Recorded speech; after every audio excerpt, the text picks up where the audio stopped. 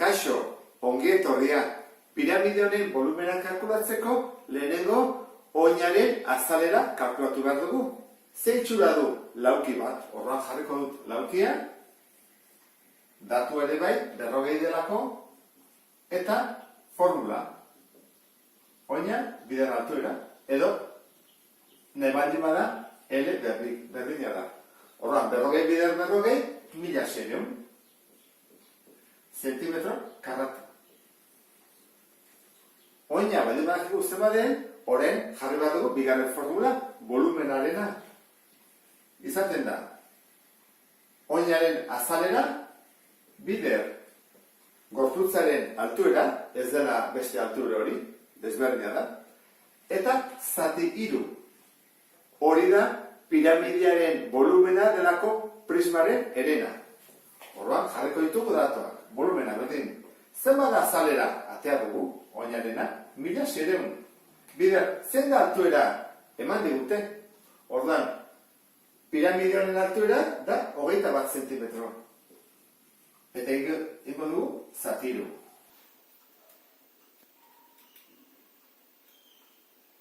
Zati 3, berdin, 11.200. Zer dira? Zentimetro kubikoak, volumena delako. Zentimetro kubiko hauek pasatuko ditugu dezimetro kubikotara. Zergatik? Milaka ditugulako. Orduan, nola egiten da? Goratu zaitez. Zentimetro kubikotik dezimetro kubikotara, pauso bat, eta koma 3 mugitzen da. 2, 3. Horren izango zatik, 11,2 dezimetro kubiko, edo litro, berdina dela. Zilindro honen volumena kalkulatzeko lehenengo zer egin behar dugu? Oinaren azalera kalkulatu. Orduan, oinaren itxura, da forma, zirkulu bat denez, jarriko dugu azalera berdin, pi, r, berbi. Badakigu erradioa zenbaden? Bai, zazpiren erdia. Ze zazpira da, bere diametroa. Horran ingo dugu, pi bider 3,5 berbi.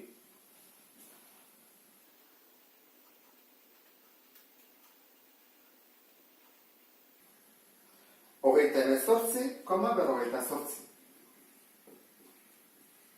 Zentimetro karratu. Bigarren pausoa, volumenaren formula jartzea izango da. Volumena berdin, oinaren azalera, bider gorputzaren altuera. Badakizkigu biak? Bai, atea dugu, azalera zenbaden, hogeita emezortzi, berrogeita zortzi, eta altuera badakigu eta zenbaden, 35. Horran, biderketa egiten badugu, jakiko dugu galdetzen ari dena.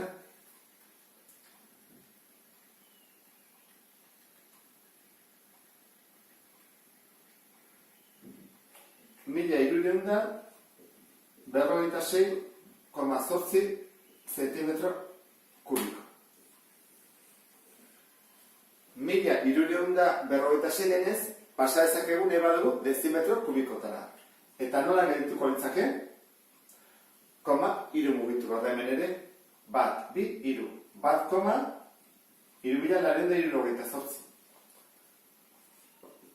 Biak dira zuzenak. Eta honekin amaituko genuke. Beste bat arte, agur.